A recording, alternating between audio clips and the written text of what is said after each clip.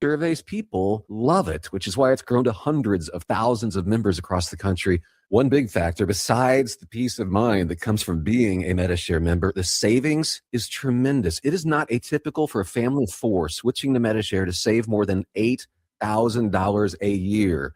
It is a difference maker, and you can get 24/7 telehealth. You get access to more than 1 million providers and hospitals. There are flexible options, too, for your budget. So if you think you're stuck with a high-cost plan that doesn't have much to offer, think again. You could join MediShare anytime, so call them today and check it out. There's no pressure. They're super easy to talk to. Here's the number, 844-45-BIBLE. That's 844-45-BIBLE, 844-45-BIBLE. We've been serving ag families for generations because we believe farming isn't just a job, it's a legacy. Whether you're just starting out or expanding your operation, F&B has full lending solutions designed for you. This is Loan Officer Kennedy Frank at F&B Bank. We're proud to be your hometown ag lender, member FDIC.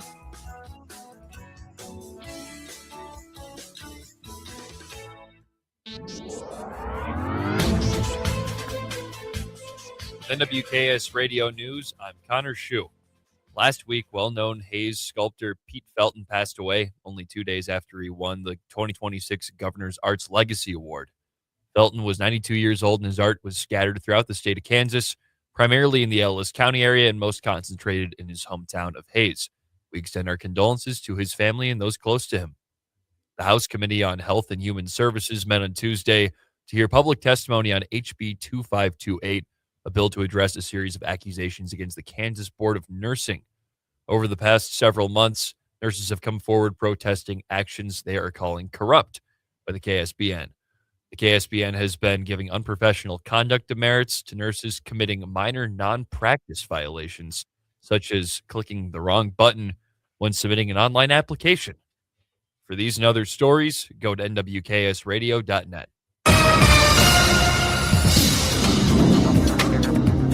Today's zonal west-southwesterly winds at 5 to 15 miles per hour and sunny skies will have highs in the mid-70s near record readings. Relative humidity is in the teens. We'll also have fair weather conditions elevated if winds get to 20 to 25 miles per hour in some areas. Tonight, a dry cold front from the northern plains low pressure system will turn winds to the north at gusting 20 to 40 miles an hour. Lows will drop into the upper 20s and low 30s, and tomorrow will be partly cloudy and much colder. Highs in the upper 40s to low 50s with north winds 10 to 20 miles per hour. Wednesday and Thursday, a ridge will move over the area with the trough deepening out west. Highs will be in the upper 50s to middle 60s with partly cloudy to mostly sunny skies. Late Thursday through Saturday, trough and low pressure system will move over the Rockies, some rain and snow chances. Highs will be around 50 and lows in the 20s. That's meteorologist Chris Schrumick and the NWKS Radio Weather Center. At Ray Community District Hospital and Clinic, they believe in promoting healthier living through compassionate quality care. From state-of-the-art maternity care to life-saving emergency services, their dedicated team is there for you and your family. Whether it's managing diabetes, navigating recovery, or receiving specialized treatments, they're committed to your well-being. Discover the difference a community-focused hospital can make. Visit rayhospital.org today to learn more. Ray Community District Hospital and Clinic. Your health, our priority. Are pests making your home or business uncomfortable? Call Pest Away in Goodland, Kansas, serving all of Northwest Kansas. They provide top-notch pest control services to keep your space safe and pest-free. From ants to rodents, termites to spiders, our expert team is here to help with effective, safe, and affordable pest control solutions. Don't wait. Call Pest Away today at 785-728-7166 for fast, reliable service. Your home or business deserves the best protection. Kick off 2026 ready for whatever winter brings. At Hoover Lumber Ace Hardware in Goodland and Colby, they've got the gear to start the new year strong. Get organized with rugged storage totes. And when the snow starts falling, if it does, power through it with Ego and Craftsman snow blowers. Or if it's just the light stuff, blow it away with Ego leaf blowers. And don't forget ice melt to keep your sidewalk safe all season long. New year, winter ready. Hoover Lumber Ace Hardware in Goodland and Colby. Helpful folks, trusted brands, and everything you need to get it done. Start the new year in a new Chevrolet from Hurl Chevrolet GMC in Goodland, where the deals are ready to roll. Right now, get behind the wheel of a Chevy Trailblazer with 3.9% APR for well-qualified buyers, or step up to a Chevy Silverado 1500 and score up to $6,250 in rebates with an eligible trade-in. It's the perfect time to upgrade your drive and start the year strong with the power and reliability of Chevy. Make your New Year's move today at Hurl Chevrolet GMC in Goodland, Kansas. Shop online anytime at hurlchev.com. Looking for insurance that actually puts you first? At the insurance agency in downtown Goodland, we're independent, which means we work for you. Whether it's auto, home, crop, or business, we shop top carriers to get you the best coverage at the best price. No pushy sales, just honest advice from people who live right here in your community.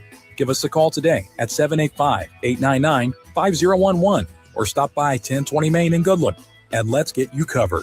The insurance agency. Insurance the way it should be. You ready? Ready? 1, 2, 3, 4! It's time for the Morning Blitz with Ross Volkmer. The amount of money getting thrown around to quarterbacks who haven't done diddly squat is amazing to me. And Connor Schuh. He's the new guy. The High Plains only local sports talk show. Broadcasting live on Goodland's Rocket 102.5 and video streaming on YouTube, Facebook, and X. Who's got it better than us? Nobody! Covering it all from the preps. He's at the 10, the 5, he dives for the end zone. He's in! Touchdown, Cowboys! To the pros. Line drive, left field, base hit. Here comes McMahon. He'll score.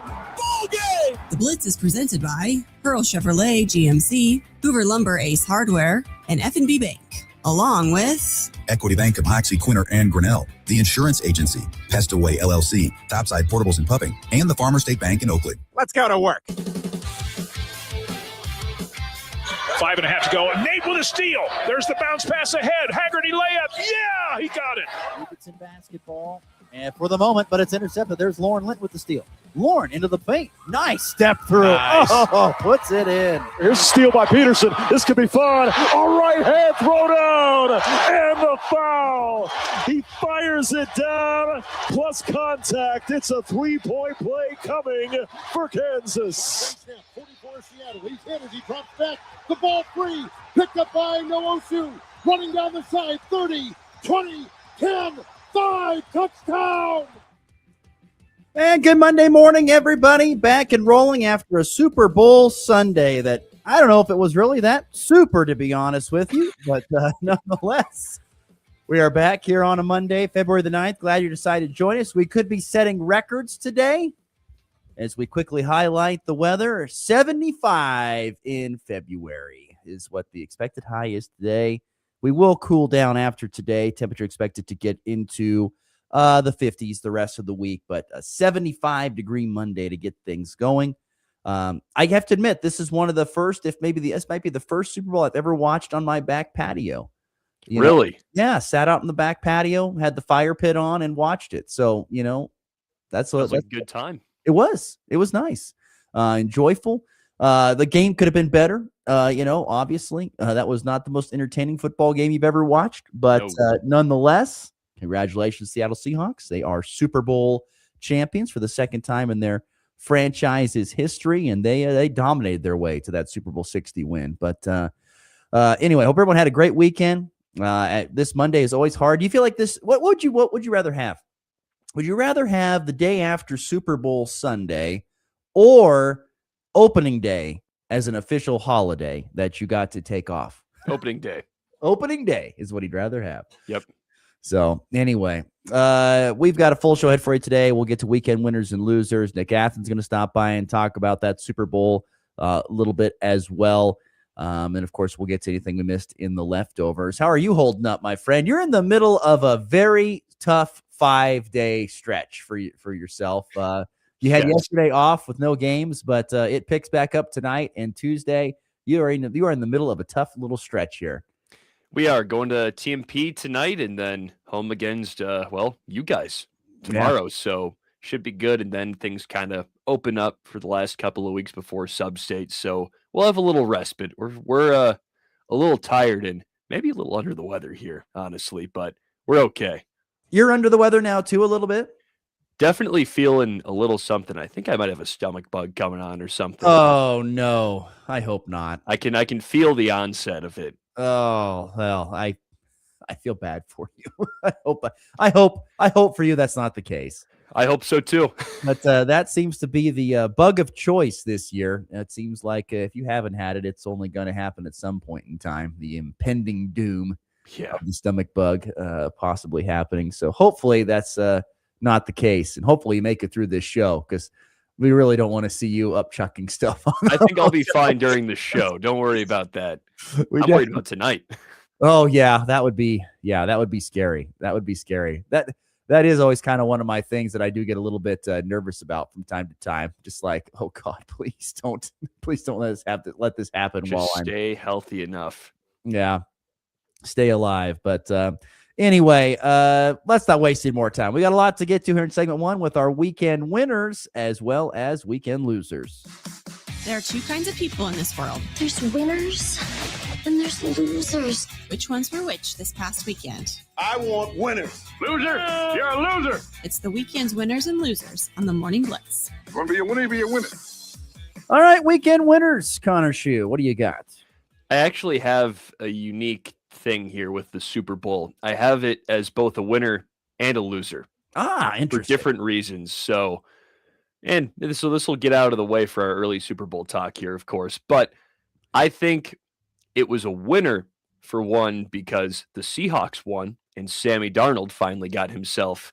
Well, finally. I don't know if that's the right word. Yeah, I was gonna say I'm walking that back. He got his Super Bowl, which is really cool to see, and he stopped the Patriots dynasty from restarting too early. You know, I was very pleased that the Pats didn't win, and you know they didn't go and get another one because they clearly have enough. And then second reason, I gotta say it was. I think some people really liked it, some people really didn't like it, but I thoroughly enjoyed the halftime show, so I got to give respect to that. It's been a few straight years of, I'd say, a good performance in the halftime show, and usually it's pretty hit or miss, but I typically find enjoyment in that, so I got to give a quick shout out to Mr. Bad Bunny. Thought he did a good job. The game was, I mean, I love a good defensive game. Don't get me wrong. I have great respect for teams that can go out there and do what they do defensively. And it was an impressive showing of 3 quarters of defense from Seattle and just horrific offense from New England. It wasn't very entertaining. New England kind of got a couple of garbage touchdowns late when Seattle's probably thinking like, well, we got this, so it's over, and it really made me wonder though, looking at that Super Bowl game, like, let's just say if the Denver Broncos had beaten the Patriots in that AFC Championship game, would we have had a better game? I don't know if we would have. It's more of a rhetorical question. I think it's possible. I mean, I know Michael's going to chime in and say, absolutely, it would have been. We know what Michael's going to say. We get that. And thoughts and comments, welcome on the FB Bank text line. But I mean, I don't know if it would have been a better game or not. Seattle's defense was just elite and caused so many problems for the Patriots offense. And the Patriots defense did about as much as they could. I mean, they forced Jake Myers into a Super Bowl record 5 field goals made. And he should have won. He could have won the MVP too. I thought he was going to be the MVP for a second.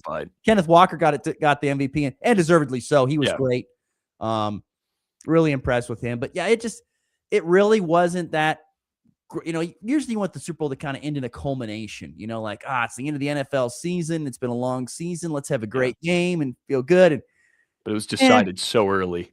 It just really wasn't that great of a game. It wasn't that highly entertaining of a game. It was like last year's, kind of. Kind of. Yes, you're right. And so that's kind of a tough deal. But at the same time, what are you going to do about it? So that's why I sat there and thought, well, I wonder if Denver had played in this game, if it would have been any different. And I don't know if that would have been the case. Do you think they would have had the best chance to beat the Seahawks?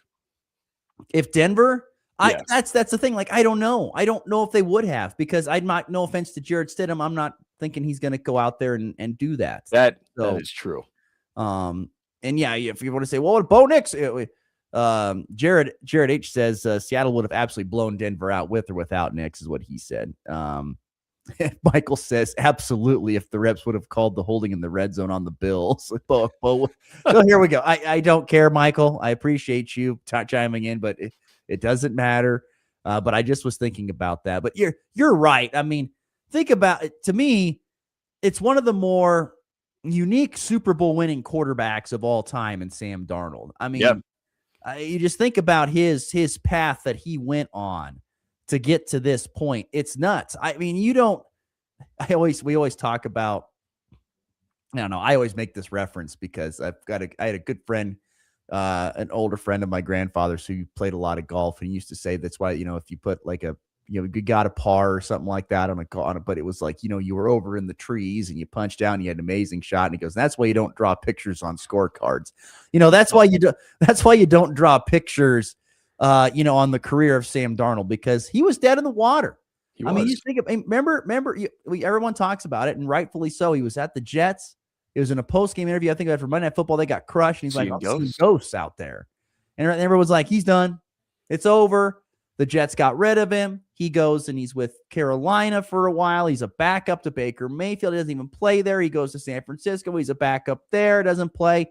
And then his career gets resurrected in, thanks to J.J. McCarthy, your boy, gets resurrected there in Minnesota, and then goes to Seattle, and now he's a Super Bowl champion. Now, once again, did Sam Darnold go out there and light up the world with his statistics? Absolutely not. Let me stop you for a second. Did you, on the topic of the Vikings real quick, did you see what Justin Jefferson said like last week?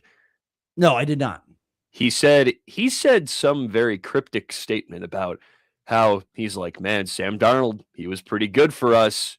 I feel like we'd be really good with him at quarterback. He didn't really say like I'd take him over JJ, but he kind of said it without saying it. Yeah, I don't know. It's just, 19 of 38 for 202, a touchdown. I mean, no interceptions, which was big. Just protect the ball, and they ran the football well. But it wasn't like it was like, oh my gosh, look at him just light it up out there. I mean, Seattle went the way that I think a lot of teams need to probably think of doing more, playing just unbelievable defense and then just, doing enough offensively to get it done. So I don't know, the Super Bowl is not that entertaining, but the storylines afterwards, particularly with Sam Darnold, is very fascinating. No doubt about that. Weekend winners and losers here on the Morning Blitz. As always, get your winners and losers in on our FB Bank text line at 785-899-2222. I've got a couple quick local winners here real quickly. Got to give a shout out to Wheatland Grinnell basketball. They were both in the Western Kansas Liberty League Tournament Championships this previous Saturday over here at Goodland's Max Jones Fieldhouse, and both ended up winning league titles. The Lady Thunderhawks edging Shiloh in a classic 54-52, and the Thunderhawk boys beating Weskin 62-49 were the final scores. They were not the one seeds in these tournament. Weskin boys were the number one seed. Shiloh girls were the number one seed. Wheatland Grinnell, though, gets it done. And, like I said, that's a rarely do you see the same team, the two teams from the same school go and win a league title very often. So it's very unique to see Wheatland Grinnell boys and girls winning league championships on Saturday in Goodland, which I thought was pretty darn cool. And also a tip of the cap to the Colby Lady Eagle wrestling team. They captured a GWAC championship there this past weekend. Had a really good showing. They had 11 ladies place in the top 3 or better. They had 4 champions, and they win the 2026 GWAC title on Saturday there in Ulysses. Goodland girls finished 5th with a shout-out to Landon Von Linnell and Danica Doddle, who were individual champions for the Cowgirls. And on the boys' side, you had Colby finish 4th. Goodland finished in 7th. Scott City was your league champs there in Ulysses on that side of things. So, yeah, if you want to add anything else to that, since I stole it, I apologize. I think Colby had 3 girls that placed first in their weight classes. Adrian Salcido in the 100, Morgan Hills at 135, and Mackenzie Reimer at 170. So they had plenty more that were second, third place. So really it seemed like a dominant showing from Colby Lady Wrestling. So got to tip your cap. I think Morgan Hills got her 100th career victory, if I think you're right. I think she got win number 100. I remember seeing that. Yep. So, congratulations to her. So, yeah, congratulations to those teams. Really good showing. Also, shout out as well, since we're talking a little wrestling, to Hoxie boys. Once again, winning another tournament. They won the Phillipsburg Panther invite by 100 total points. They just dominated everybody. That's pretty good. They just dominated everybody. There you go. What else you got for winners this weekend? I have North Dakota State football. They finally finally made the jump to FBS. I think that's been a long time coming. They've won. I saw a graphic of how many of the FCS titles they've won in the last 12 years, and I think it was like 8 or something crazy like that. So they joined the Mountain West, and off the rip, I think they're probably one of the best teams in the conference, especially with that mass exodus from the Mountain West to the new Pac-12 from all those teams. So they're finally getting an opportunity to jump into the big boys and be an FBS team. And I think they're going to be really competitive. So I'm happy to see them finally making that step, and they're going to be really good. Let's see. The new 2026 FCS, the Mountain West Conference will be Air Force, Hawaii, Nevada, New Mexico, San Jose State, UNLV, Wyoming, UTEP, and Northern Illinois. Yeah, I don't know about Northern Illinois. One of those is not like the other, to say the least. And North Dakota State now, apparently. And it's just in football, too, right? Just football, yeah. Yeah. There's still Summit and basketball. The thing that I'm waiting to see is if they get a few more to hop in here. What about like South Dakota State? What about Montana or Montana State? Those four there are very, very good out of the Big Sky that I think would fit very well in the Mountain West Conference footprint. I'd be intrigued to see if those are a few teams that sprinkle in there over the next year or so. It's possible. Yeah. And I think, and once again, I would agree with you. I don't see why they're probably not the favorites going in next year. It's them or UNLV or maybe New Mexico. I'd give Hawaii was pretty good this year. Hawaii was solid too. Hawaii, New Mexico were pretty good this year. Yeah. NDSU though, it's their power, and so we'll see how this all goes. Like I said, I'm more fascinated to see if they've got a few other teams that might sprinkle in over the course of time, particularly from Montana or the Dakotas making their way up to, because South Dakota State has been very, very good. They've won national championships. Montana's always been in the Final Four. Montana State played in the national championship game in that epic. That was that was a championship game to remember. That was a fun one. That was a championship in the FCS national title game. That was a lot of fun against Illinois State. That was a great one. But yeah, I'll be more interested to see that. My final quick winner of the weekend is college basketball finishes. Yeah. Boy, mighty, were there some good ones this week. There were some really, really good ones. Of course, one of them was, North Carolina beating Duke at the buzzer there inside the Dean Dome. Dixon on the drive, kicks it corner, Trimble for the win. Yes, at the buzzer. Trimble does it. Carolina's first lead is the last. They win it 71-68. Oh gosh, I love last second buzzer beater calls. Just hilarious. But yeah, that was absolutely fantastic. And then I have a video of another one here. This, to me, I thought was the one that took the cake. Three on the way. No! 2 seconds left. Inbound. Here's Parker. Outside. No! Shot is no good. No good. Jays win. Jays win. Jays win. Jays win. Jays win. Jays win.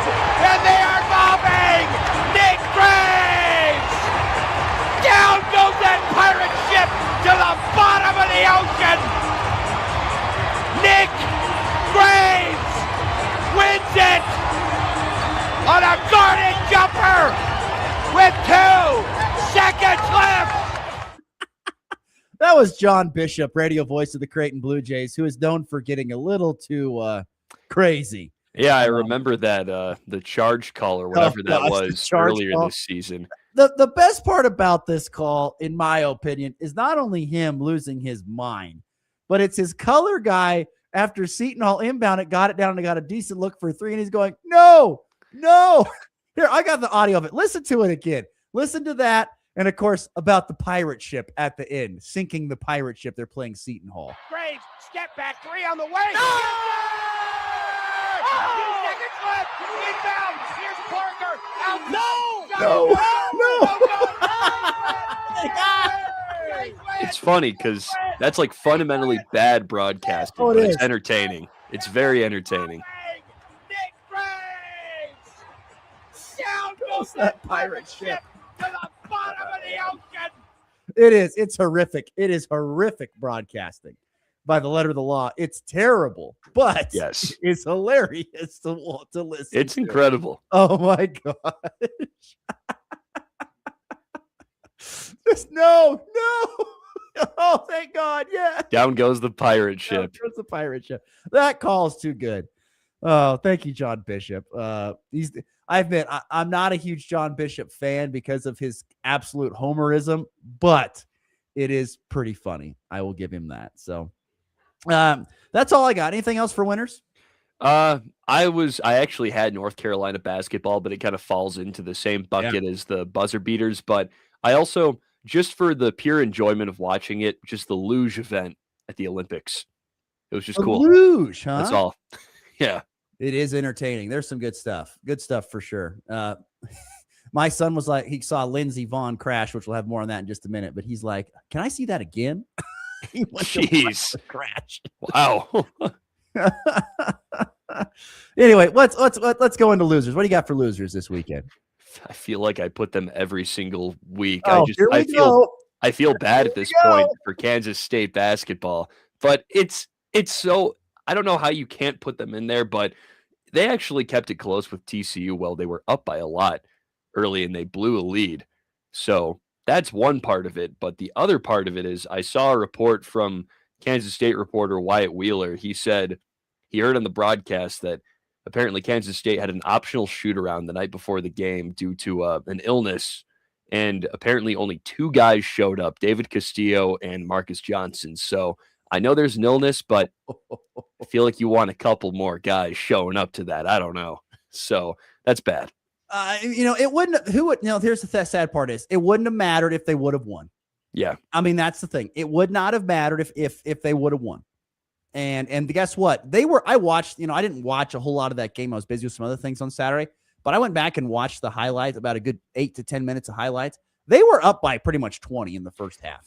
They were. I was listening to it while I was driving to the Hugoton game, and I'm like, wow, they're actually they're handling business. Yeah, they were up big on the road at TCU. And then all of a sudden, right before first half got over, they kind of let TCU get right back into it, and they were only, I think, up 5, or something like that at half. Then they come out of the second half, and they are swinging. They're taking care of all their business, and they get through that. They get through the second half, and they kind of push the lead back up to double digits, and then it just peters out at the end.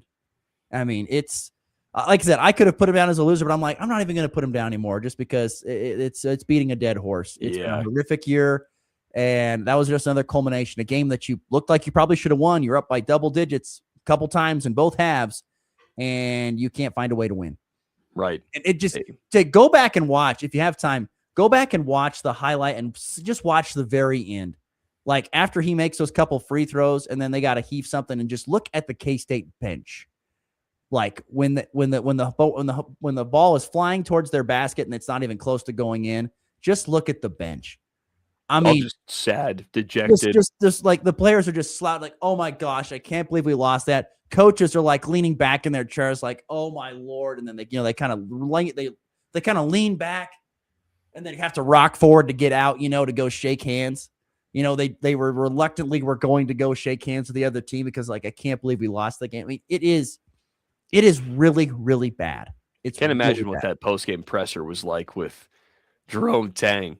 Like I said, I don't know. I didn't hear the audio on that, but it's got to be beating a dead horse. And like James Westling said on this previous Friday, he goes, hey, it's getting to the point to where Jerome Tang is starting to put the blame on the players and not himself, and it's getting bad. They find ways to lose rather than win. That's exactly right. So tough one there. I've got a couple losers here. I mentioned Lindsey Vonn, a loser of the weekend. Credit to her. She went there to Cortina, went there to ski and we had the knee brace on, which I don't even know, tore an ACL and is back on the hill. I mean, you talk about the amount of toughness you got to have both physically and mentally to go out there and do this, even with the speed that she likes to go. And as you're watching the Hurl Chevrolet GMC video stream, she takes off here and doesn't get more than, I don't even know, 30 seconds into her run, and her pole catches one of the flags, and she goes down and breaks the left leg, as you'll see right here. Gets caught, wham. You just gotta feel bad. Yeah, that sucks. You feel bad for her. But think about it. not only does she have a torn ACL in her left leg, but now a broken left leg as well. So it's bad for Lindsey Vonn. I feel bad for her, but that's tough. And then had to get airlifted to the hospital and stuff to get everything. But yeah, you talk about a tough deal for Lindsey Vonn. But that was a sad deal. But my son, my middle son Banks, he thought it was cool. He's like, "Whoa, Dad, check out that." Yeah, that's to little kids. That stuff is crazy. Yeah. So to him this morning, can we see that again, Dad? Maybe later, son. We can watch it later. So anyway, Lindsey Vonn, a quick loser of the weekend. Any other losers for you? Super Bowl commercials were pretty bad this year, and I don't know. I didn't see the same charm or enjoyment out of them like I used to. I don't know if I'm getting older, but it also felt like a lot of them were pushing AI pretty heavily, which I am not a big proponent of personally. So I was out on them. I liked the Dunkin' Boys. I thought that was interesting. The Dunkin' Donut one with the Dunkin' Boys. The Jurassic Park one with Xfinity was good if you had done anything. But I would agree. There weren't a lot of great commercials. But I didn't even know. What was the average price of the commercial this year? Because, I mean, the price is getting just blown. It's crazy. Probably, I can't even $3 million, $5 million, maybe more than that to get a 30-second ad in the Super Bowl. I mean, I don't know. Expensive. It's very, very expensive. A couple of other quick losers here. Tough weekend for Colby Community College baseball. Trojans go 0-4 to start the season down there in Altus, Oklahoma. Tough weekend for them. And also, I'll tell you, more loser of the weekend on more as these end of year totals come out for budgets in athletic departments across college athletics.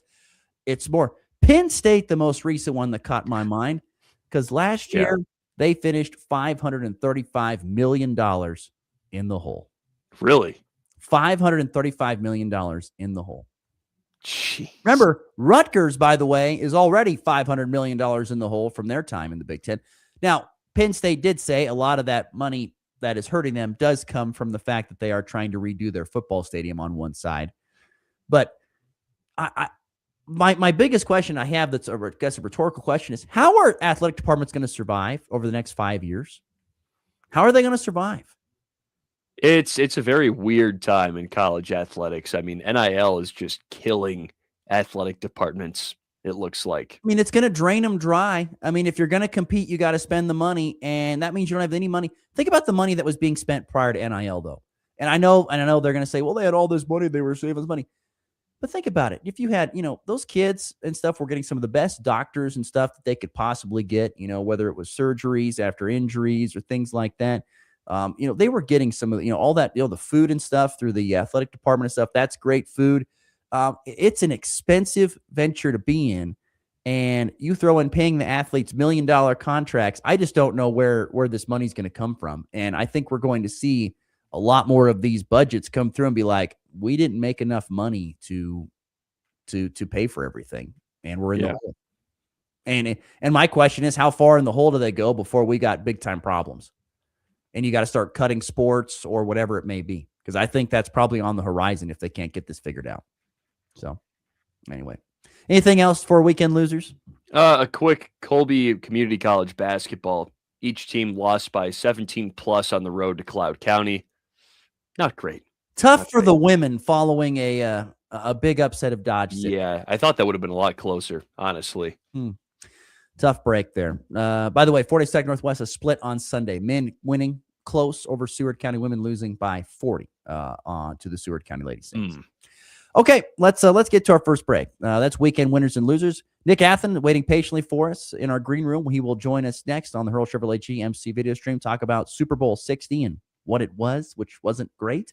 We'll get to that all next. You're listening to a Monday edition of the Morning Blitz. If you're shopping for a banking institution, visit with Equity Bank of Hoxie, Grinnell, and Quinter, Kansas. The Equity Bank is heavily invested in local business and activities contributing in many ways back to their community. Their employees are involved with many organizations and area events. Plus, a lot of experience comes with that staff. You'll find valuable local assistance when you bank at the Equity Bank of Hoxie, Grinnell, Quinter, and other locations in Western Kansas. The Equity Bank, member FDIC. When you gotta go, but there's nowhere to go, who you gonna call? Topside Portables and Pumping, that's who. Weddings, job sites, farm parties, they've got clean, reliable porta potties that don't stink, literally. And if your septic tank smells worse than last year's chili cook-off, they'll pump it out fast. No mess, no fuss. Family owned, Heartland values, always ready. Call 785-728-8089. That's 728-8089. Topside portables and pumping. When duty calls, they answer. It's time for a check of the markets with the Anderson Trade Group on the Kansas Farm and Ranch Radio Network. Good morning. This is Tom Saludo with the Anderson Trade Group with your overnight market report on February the 9th. In the overnight session, March quarter was down 1 1/4 at 529, May corn down 1 1/4 at 437, and July corn down 1 1/4 at 444. March soybeans unchanged at 11.14. May down 1 at 11.27.5, and July down 1 1/4 at 11.38. March KC wheat was down 1 at 5.29.5. May KC wheat down 1 at 5.42, and July KC wheat down 1.5 at 5.55. The Dow Jones is currently down 80 points at 50,122. S&P is down 13 points at 6,939. Nasdaq is down 76 points at 25,086. Gold is up 53 points at 5,032. Silver is slightly up 3 points at 79.5, and crude oil is slightly down at 63.25 a barrel. If you're out in the Colorado area and have any grain to market or risk management questions, please call John Heinke or John Stiles at 970-744-4484, or you can call the Overland Park office, myself, Tom Saludo, Jared Law, or Tyler Ghosh at 913-748-3000. Thank you. The Anderson Trade Group, proud market partners with Kansas Farm and Ranch Radio. Find out more at andersongrain.com. The risk of loss through trading futures and or options is substantial, and each investor or trader must consider whether this is a suitable investment. Past performance, whether actual or indicated, is not indicative of future results. The Anderson Trade Group has no guarantee that the advice given will result in profitable trades.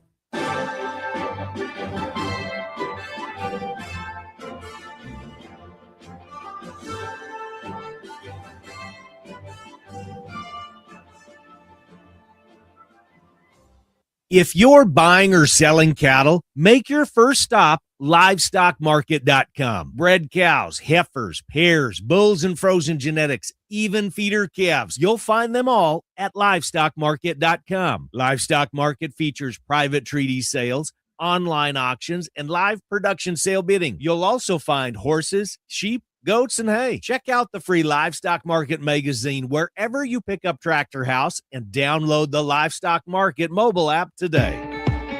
When it comes to cattle performance this winter, protein isn't optional. It's essential.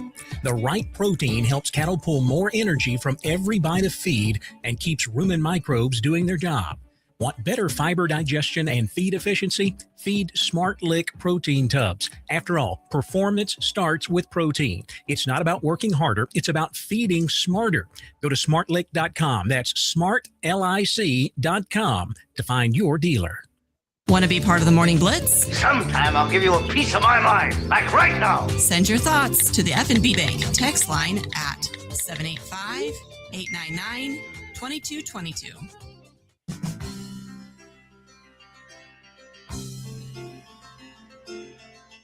Once again, going to be a toasty one today. 75 the high. We could be breaking some records in some spots here in February. So T-shirt and shorts if you want to. Go out and do that. Also, folks, don't forget, I know we spun the Wheel of Love on Friday, and congratulations to Mike, the winner of our 2 tickets to Traditions Restaurant and their Valentine's Day dinner dance. Look, they're still selling tickets.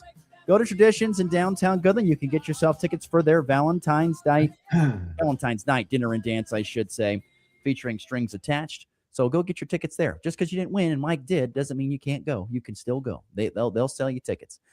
Prime rib dinner, going to be a great time. Go check it out. Traditions Restaurant, downtown Goodland. Let's welcome in Nick Athen, our good friend. He's waiting patiently on the Hurl Chevrolet GMC video stream. Good morning, sir. Oh, he's got his Jayhawk hat on. He's ready for the big, massive game tonight. More on that in segment 3. That game is humongous tonight. Big game. But the big game last night was not so big, to be honest with you. That was actually pretty doozy.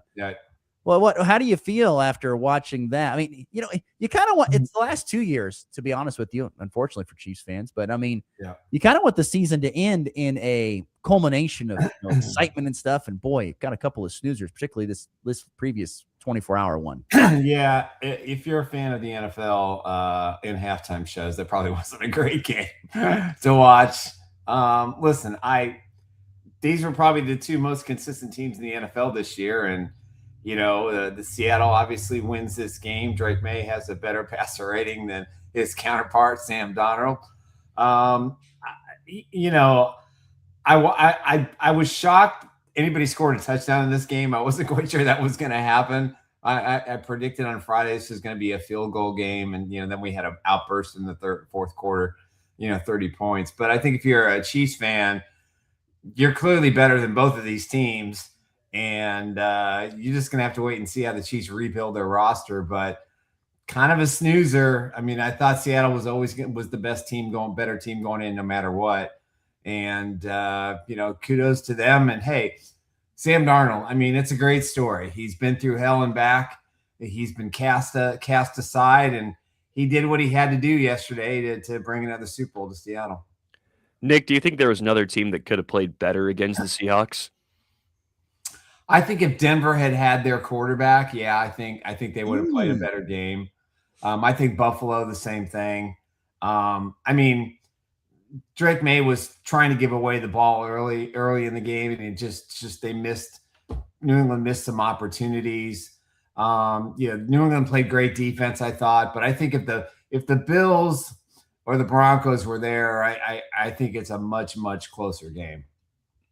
You said but they weren't there. I mean, that's the thing. They didn't get it done against the Patriots. Why? To me, New England looked really, really good all through the postseason until this. What changed? It's Drake May just didn't have a lot of confidence yesterday. You could kind of see that from the opening series. He wasn't moving in the pocket. He wasn't running. He wasn't doing the things that he did to have such a successful season. And I thought their defense played, relatively well. I mean, they held them to 3 or 4 straight field goals. But the offense just couldn't score any points. And I think, Mike Vrabel this is the same kind of performance he had against the Chiefs, in the AFC Championship game when he was with Tennessee. They kind of went away from what they were doing in the regular season. And that's a big, that's something that a lot of coaches, that's one of the biggest mistakes they make. God rest his soul. Marty Schottenheimer was the best regular season coach, but in the postseason, he changed everything he did, and it just didn't work. And I think Vrabel has to learn from that mistake. The Patriots are going to have a much tougher schedule. I mean, both these teams, let's be honest, had cakewalk schedules. Granted, they beat up the bad teams, but when facing each other, you can now kind of see what they are and what they aren't. But I think Vrabel just kind of made too many mistakes and just kind of hoped the defense would create a turnover and that Drake May would, get out of the pocket and create some space, but it just didn't happen. Nick Athen, our guest on the Hurl Triple H EMC video stream, our good friend from Chiefs Blitz. The question, the last 2 Super Bowls, and probably even going back further, but, teams have been built on great defense and average offense, to say the least. Is this the formula to winning in the NFL, particularly winning the Super Bowl going forward? Even though the Chiefs have won one with dynamic offenses, but with great defenses and just so-so offenses, is this the thing going forward for the next year or so? Yeah, I'll add a caveat to that. I think that defenses have always won championships. The offenses have to be above average, but you got to have a great running back. You got to have a change of pace running back. That's going to be the new trend in the NFL, I think, going forward. What we saw yesterday in Seattle, I mean, that's the kind of back the Chiefs need. And that's the kind of back that I think you have to have if you're going to win in the postseason. A dominating guy who can work at the line of scrimmage, bounce outside. And I think those combinations are going to produce the next Super Bowl winner. And I think, defenses have caught up to the offensive. And what I thought was very unusual about watching the Super Bowl is there weren't a lot of penalties. It was like, okay, why can't this be the norm throughout the regular season? Why do the referees and the officiating crew have to dominate? And then they made some silly, stupid penalties in the fourth quarter, late in the game when the game was out of reach, kind of going back into their old habits. So I'm kind of going off topic here, but I think that, the NFL, the defenses are far ahead of the offenses right now, because I think the offenses have become way too predictable, and it's very difficult for a great offense to be great one year and to be great the next year. I think Mahomes was the exception, but the league's caught up to Patrick Mahomes too. So I think you have to build a great defense first and foremost if you want to win a Super Bowl. And as for the Patriots, do you think they're going to be back within the next couple of years, at least to the Super Bowl? I think I don't think so. I think it's going to take Drake May a while to get over this. Again, they replenished 60% of their roster, some 31 new players. You're not going to do that this year, and you're not going to have all that kind of gel together, and you're not going to have a very cupcake schedule. Though I think they'll be division winners. I think it's going to be difficult for them to get back to the Super Bowl. I think this is a golden opportunity for both Seattle and New England to win a Super Bowl in a down year. No Rams, no 49ers, no Eagles, no Bills, no Chiefs, no Bengals, no Ravens. It was the perfect storm, and I think Seattle took advantage of it. In New England, I thought defensively they were the better defense going in, because I thought they were better coached, but it just didn't pan out that way. Nick Athen, ChiefsBlitz.com, our guest here on the Chevrolet GMC video streaming on the Morning Blitz here on this Monday. You mentioned it was such a kind of, I don't want to say fluky year, but that's kind of the word I'll use here with some of the great teams not being in it. What are the great teams learning, maybe from sitting out in the postseason, that, hey, we got to get back in this thing, and how do we go about doing it? They have to construct their rosters like Seattle and New England did. I mean, you look at the way that they maneuver their offseason. They bring in a few high profile guys. They're very aggressive. They don't just settle on the draft. You have to be smart in free agency. And I think if you look at it, you don't have to be a roster full of superstars. You just have to be a really good team that plays well with one another, that understands the philosophy, good leadership at the top. I mean, look at all the coaching change we've made. We can't predict what's going to happen next year, because 9 new hires. We don't know what direction they got to go, if they're going to be as successful.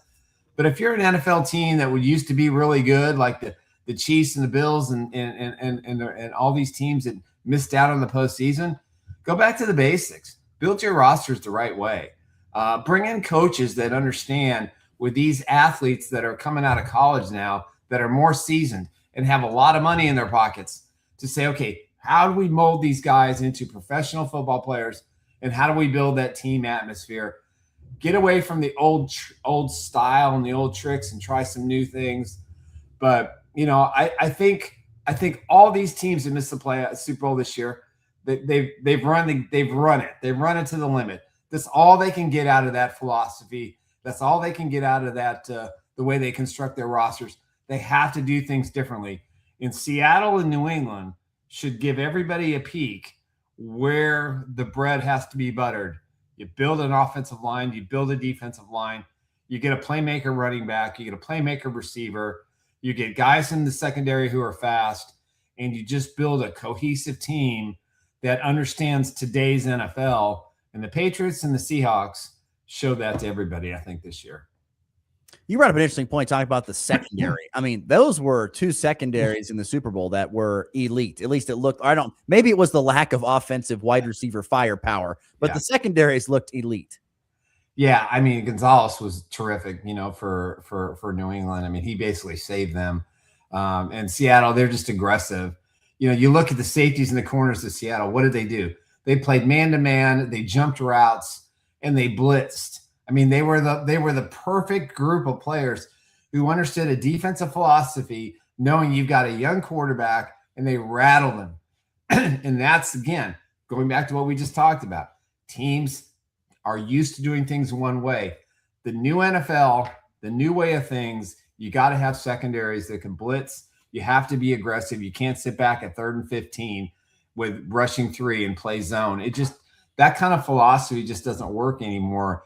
And what I love about these two teams is They were very aggressive defensively on both sides of the ball, and that's the kind of defensive style I want to see. From a lot of these teams that missed out this year. This might be a dumb question, but do you think anybody that played of the quarterbacks that played in this Super Bowl, do you think any of them will win another Super Bowl? Will Drake May win one? Will Sam Darnold win another? Which pretty much is what I'm saying. Drake May will probably not. I think there's a chance Drake May does, because I think Vrabel's a good coach. Eventually, he'll get his day. It may be 3 or 4 years from now when he's a lot more mature. But Sam Darnold, he's climbed the pinnacle of the NFL. 1 year wonder. Super Bowl championship. He's a Super Bowl champion. He doesn't have to be a Super Bowl champion again. And though Seattle's going to be a very good team again next year, and I predict if Mahomes is healthy by May, at least leaning toward May, the Chiefs will open the season in Seattle on NFL opening night. But I don't think Darnold's going to be able to repeat the perfect storm. Listen, he wasn't great in this football game, and he wasn't great in the NFC Championship game a week ago or 2 weeks ago. So, again, the perfect storm. It's the perfect story. I feel great about it. I'm happy for the kid. I thought when he went to New York and the way they treated him, and he goes to the Vikings and leads them to the one of the best records in the league, but he doesn't play well in the postseason, so they dump him. Seattle picks him up, and here he is, a Super Bowl winner. So, no, I don't think either one's going to be back at this pinnacle. You're doing a lot of stuff, of course, at ChiefsBlitz.com, and the offseason, of course, begins today. On the front page of your website, talk about current free agents. Which is the biggest free agent storyline for the Chiefs that they need to sign or not sign? Well, in your opinion, who's that number one piece of the free agency?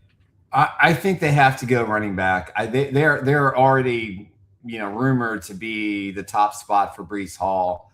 I know there's a lot of talk in the draft about Jeremiah Love, but I think the Chiefs need a pass rusher before they need Jeremiah Love. I think there's two areas that they have to concern themselves with in free agency. One, running back, and one, they have to fix the defensive line. They don't have 4 capable pass rushers that can do what Seattle did last night against New England, and vice versa, New England against Seattle. That has to be. Chris Jones isn't getting any younger. George Karlaftis, this was a bust season for him. He was terrible. Mike Dana has nothing to give this defense in regards to sacks. Ashton Gelati came up, I think, toward the second half of the season and played really well for a rookie. So I'm optimistic about him. But I think running back and pass rusher or defensive line have to be the top priorities. And then did they trade Trent McDuffie, which I'm pretty confident at this point they probably would, to get some draft capital. So free agency has to be really aggressive for Brett Veach this time around. He can't sit back and wait for the wave, the 2 and the 3 wave of available athletes. He needs to make noise during that quote unquote cheating period and be able to make some significant signings.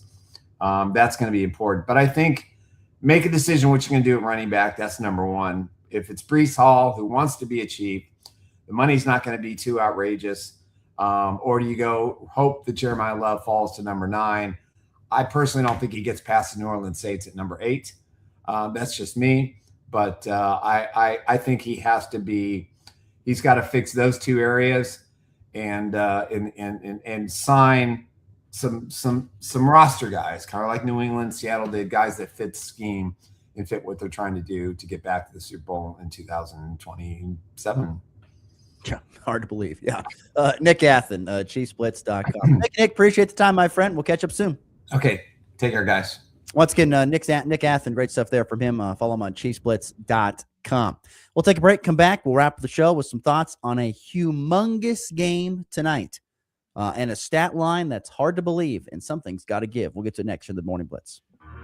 This Valentine's Day, it's the NWKS Tower of Love giveaway. Win a one-of-a-kind date featuring dinner for 2 from Twister's Bar and Grill, flowers from Everything's A-Bloomin', romantic music, and wait service from the NWKS radio staff. All while watching the Northwest Kansas sunset from the KXXX Weather Tower. Enter now on the NWKS Radio Facebook page and be listening to the station for extra entry chances. Tower of Love, only from NWKS Radio. For more information, visit nwksradio.net. Kick off the new year in professional grade style with Hurl Chevrolet GMC in Goodland, Kansas.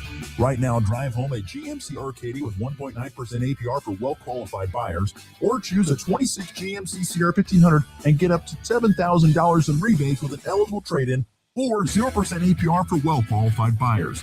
Big capability, bold style, and New Year savings you don't want to miss. Start the year strong at Hurl Chevrolet GMC in Goodland, Kansas. Shop online at hurlchev.com.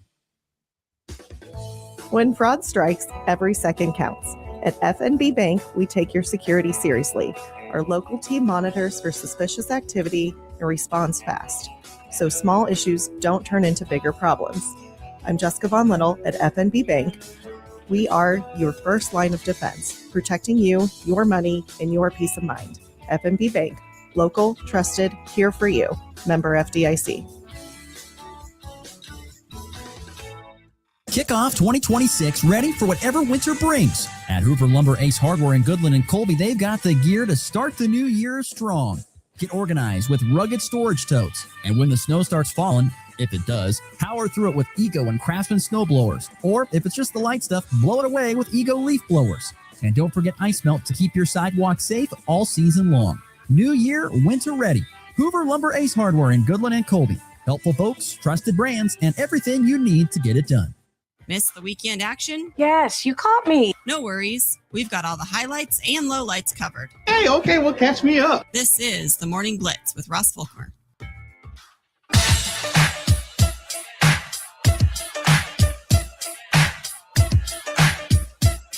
Thanks as always to Nick Athen. Great to have him on. Talk some Super Bowl, as well as, of course, the NFL. Putting a bow on a Monday show here. Anything we missed that was big in your eyes there, Mr. Schuh? We didn't really talk at all about high school hoops this weekend. You had a full weekend of it, that's for sure, and you've got more tonight. So, yes, what's on your mind? What's on your mind about it? I'm praying on a comeback for the Colby Eagles on both sides. It was a tough weekend. Couple of blowouts against Holcomb and Hugoton on both sides, both very good teams. So we're hoping for 2 straight for both teams here against TMP and Goodland. I think it's doable. It's going to be a little bit tougher against you guys, but we're going to find out. The question I have, there's been rumors flying around that there's been some illness and stuff going through both teams, and so I'm guessing that's probably caused some issue, or not issues, but that's been one of the reasons for some struggles, I'm guessing. They're just tired. I mean, and it's not going to get any better in 5 days. Yeah, after the stretch they had over the past couple of weeks, and then the 2 games to start the weekend, I mean, they're kind of sick, and they're already just tired enough from that stretch of games. So it's a team playing a little bit depleted in the energy stores. Yeah, that's it's got to be tough. Very, very tough for sure. But yeah, well, once again, on the call tonight, hopefully, Connor Schuh, he'll have coverage of Colby Hayes TMP tonight in high school basketball. Oakley will host Greeley County in hoops tonight. Not much else to report over the weekend for high school hoops. Goodland boys lost to Hugoton Friday, 70-49. Cowboys struggled in the second half to slow down Hugoton, who's playing really good right now. Cowgirls, though, playing great. They've won 6 in a row. They beat Hugoton by 10. Oakley girls continue to play very well. They had an easy win over Russell on Friday night. So, yeah, there's been some good basketball being played for sure. Interesting to see as we come down the final, 4 or 5 games of the regular season now, and we get into postseason. Who's going to be ready to roll for when it matters the most? That's the most interesting thing. All right, we got to get to the walk-off.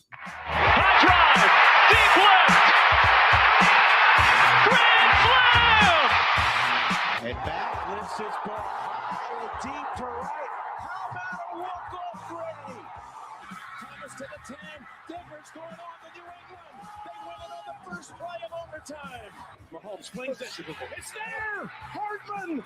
Jackpot. Kansas City.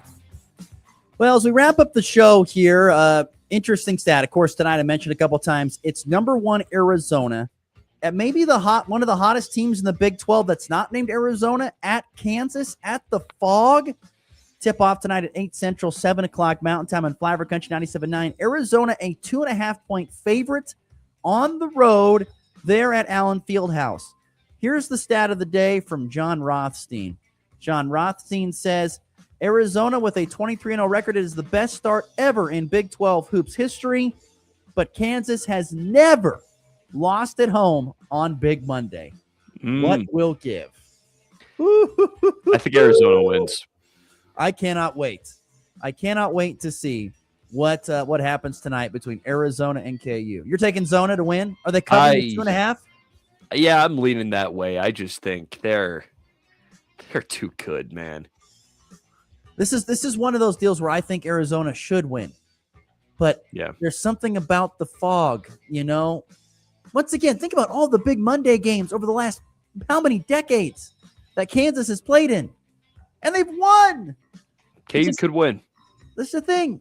It's the fog has some unbelievable powers, and it's going to get put to the test tonight because this Arizona team is really, really good. So I'm fascinated. This game, I cannot wait to sit down and watch it. Arizona at KU, 8 o'clock Central, 7 Mountain Time. You can watch on ESPN, of course, listen on Flyover Country 97.9, or, of course, listen to Colby Eagle basketball as well on 100 Points of the Ride as they're at TMP. Mr. Schuh, enjoy Hayes, Kansas, and we will see you back on the show tomorrow. All right, for everybody else, have yourself a great Monday. It's been the Blitz.